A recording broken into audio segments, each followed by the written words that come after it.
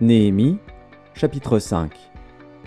Il s'éleva de la part des gens du peuple et de leurs femmes de grandes plaintes contre leurs frères les Juifs. Les uns disaient : « Nous, nos fils et nos filles, nous sommes nombreux. Qu'on nous donne du blé, afin que nous mangions et que nous vivions. » D'autres disaient : « Nous engageons nos champs, nos vignes et nos maisons pour avoir du blé pendant la famine. » D'autres disaient : « Nous avons emprunté de l'argent sur nos champs et nos vignes pour le tribut du roi. Et pourtant notre chair est comme la chair de nos frères, nos enfants sont comme leurs enfants. Et voici, nous soumettons à la servitude nos fils et nos filles, et plusieurs de nos filles y sont déjà réduites. Nous sommes sans force, et nos champs et nos vignes sont à d'autres. » Maintenant, le résultat, c'est quoi? Bien, il y a une grande plainte. Et c'est ça qui nous préoccupe ici. C'est que là, tout à coup, il doit gérer qu'une grande plainte. Mais heureusement, on a un grand Dieu. Et Néhémie le mentionne 3 fois dans son livre, Dieu grand. On a un grand Dieu, et là, il y a une grande plainte. Et on mentionne qu'il n'y a pas juste les gens en général, mais on mentionne les femmes en particulier. Là, je ne suis pas en train de dire que les femmes sont chialeuses, OK? C'est pas ça que je suis en train de dire. Et c'est pas ce que le texte dit.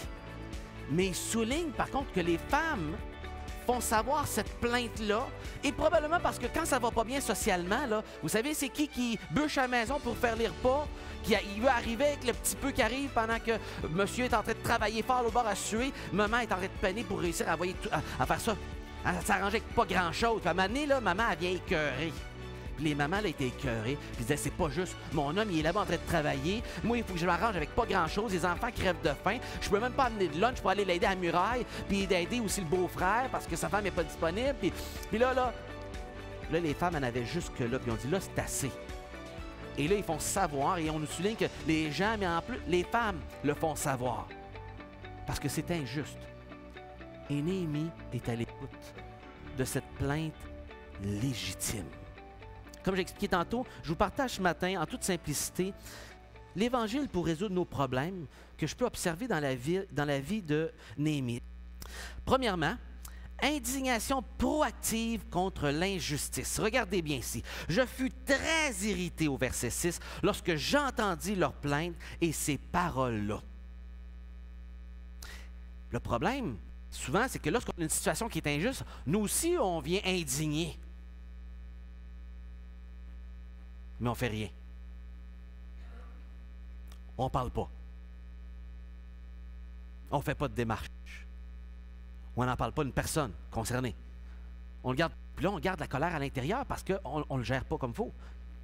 Il secoua son manteau en disant que Dieu secoue de la même manière, hors de sa maison et de ses biens, tout homme qui n'aura point tenu parole, et qu'ainsi cet homme soit secoué et laissé à vide.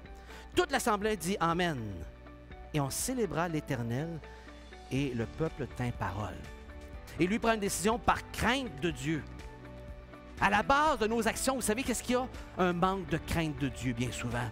Un manque de crainte de dire oh, mais si les autres me voyaient. Non, non. Dieu te voit, mon ami. Dieu te voit, mon frère, ma sœur. N'est-ce pas suffisant pour arrêter de pécher? Pour réparer l'erreur?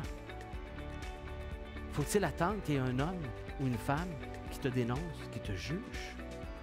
La crainte de l'Éternel, parce que lui voit tout et je vais rendre compte à Dieu pour tout. C'est comme ça qu'on arrive à faire le 1000 de plus. Lorsqu'on prie le Seigneur, qu'on remet notre cause d'injustice entre ses mains et qu'on lui abandonne. C'est quoi qu'ils ont fait? Quand ils ont vu l'engagement? Ils ont loué Dieu. Ils célébrèrent. Parce que lorsqu'on adresse la justice, qu'on répare une erreur, lorsqu'on libère, lorsqu'on pardonne, lorsqu'on pratique la parole de Dieu, et lorsque des hommes et des femmes de Dieu se lèvent et accomplissent la parole de Dieu, ça porte à la louange, ça porte à la joie. La liberté produit de la joie et de la célébration à Dieu. Et qui est honoré? Dieu. La crainte de Dieu, lorsqu'on la met en pratique, amène de la louange à Dieu.